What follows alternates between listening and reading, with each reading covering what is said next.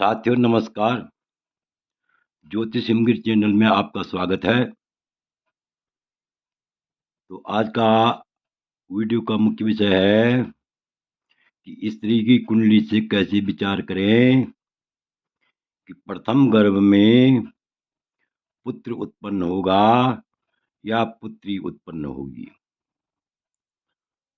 पहले जो है पुत्र का जन्म होगा या पुत्री का जन्म होगा। इसी विषय पर हम विस्तार पूर्वक चर्चा करेंगे। इससे पहले मेरा आप लोगों से अनुरोध है, यदि आपने अभी तक मेरा चैनल सब्सक्राइब नहीं किया तो अवश्य सब्सक्राइब करने का कष्ट करें, वीडियो को लाइक करें, शेयर करें। तो देखिए लिखा हुआ है, लग्ने द्वितीय यदि वा तृतीय विलग्न नाथ है प्रथम सुत चात तुर्य तो द्वितीय पुत्री सुतो वेति पुरे अप्रकल्पम। अर्थात लग्ननाथ है, जिस स्त्री का की कुंडली में लग्ननाथ का अर्थ होता है, यहाँ पर अन्वय देखिए, लग्ननाथ है लग्ने द्वितीय व तृतीय, अर्थात जिस स्त्री की का लग्ननाथ अर्थात लग्न का स्वामी लग्न में हो या द्वितीय स्थान में हो या तृतीय स्थान में हो। ध्यान से देखिए, जिस स्त्री का लग्नेश लग्न में हो, लग्न में बैठा हो या द्वितीय भाव में बैठा हुआ हो या तृतीय भाव में बैठा हुआ हो, तो ऐसी स्त्री का प्रथम गर्भ में पुत्र उत्पन्न होता है। अर्थात पहले क्या होता है, पुत्र का जन्म होता है। ऐसी स्त्री का पहले पुत्र का जन्म होता है और तुरीय स्थिति उसके बाद क्या होती है, पुत्री होती है। और तुरीय स्थिति इसमें तो होती है यदि लग्नेश यानी विलग्ननाथ है, लग्नेश तुरीय स्थिति यानी चतुर्थ भाव में हो, तो पहले क्या होता है, कन्या का जन्म होता है और उसके बाद पुत्र का जन्म होता है। पहले गर्भ से कन्या का जन्म होता है और दूसरी बार पुत्र का जन्म होता है, ऐसा शास्त्र में उल्लेख मिलता है। अब जो आगे देखेंगे आप, भावार्थ इससे और भी स्पष्ट हो जाएगा।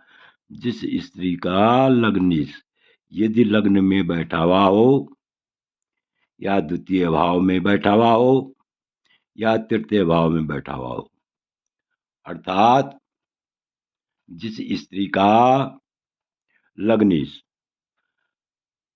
लग्न में बैठा हुआ हो, लग्न में स्थित हो या द्वितीय भाव में स्थित हो या तृतीय भाव में स्थित हो, तो ऐसी स्त्री का प्रथम बार पुत्र होता है, प्रथम गर्भ से पुत्र होता है। और यदि लग्नेश चतुर्थ भाव में स्थित हो, चतुर्थ भाव में बैठा हुआ हो, तो पहले क्या होता है, कन्या का जन्म होता है और उसके बाद पुत्र का जन्म होता है। तो इस प्रकार से जन्म कुंडली में विचार करना चाहिए, क्योंकि बहुधा जो है लोग पूछते हैं कि संतान के योग हैं या नहीं है। तो ऐसे में जो है इस प्रकार का विचार अवश्य करना चाहिए, ऐसा शास्त्र में उल्लेख मिलता है। अब आगे लिखा हुआ है, सुता विधानम भवनम सुभानम योगेन दृष्ट्वा सहितम विलोक्य संतान योगम प्रविदिनिषि विपर्ययत्वे विपर्ययश्चात्, अर्थात यदि जन्म कुंडली में पंचम स्थान में शुभ ग्रह बैठा हुआ हो, शुभ ग्रह की दृष्टि हो या स्वगृह ग्रह हो, तो संतान अवश्य उत्पन्न होती है। और यदि पंचम भाव में पाप ग्रह बैठे हुए हों और पाप ग्रह की दृष्टि हो, ऐसे में संतान अभाव का योग होता है। संतान अभाव का योग होता है क्योंकि पंचम भाव में पाप ग्रह बैठने से पाप ग्रहों की दृष्टि संतान सुख में कमी आ जाती है। तो भावार्थ देखिए, यदि पंचम स्थान में शुभ ग्रह की दृष्टि हो या शुभ ग्रह बैठा हुआ हो और इसमें ऐसे में जो है शुभ ग्रह बैठा हुआ हो, स्वगृह ग्रह बैठा हुआ हो, शुभ ग्रह की दृष्टि हो, तो ऐसे में अवश्य ही संतान योग होता है। और यदि पंचम स्थान में पाप ग्रह बैठे हुए हों और पाप ग्रह की दृष्टि हो, ऐसे में संतान अभाव योग होता है, अर्थात संतान सुख की प्राप्ति नहीं होती है। तो इससे और भी स्पष्ट हो गया, कुल मिलाकर के आप कह सकते हैं कि संतान के लिए लग्न का, द्वितीय भाव का, तृतीय भाव का और चतुर्थ भाव का विचार करना चाहिए। यदि द्वितीय लग्न में, द्वितीय भाव में और तृतीय भाव में लग्नेश बैठा हुआ हो, लग्नेश पर विशेष विचार करना चाहिए।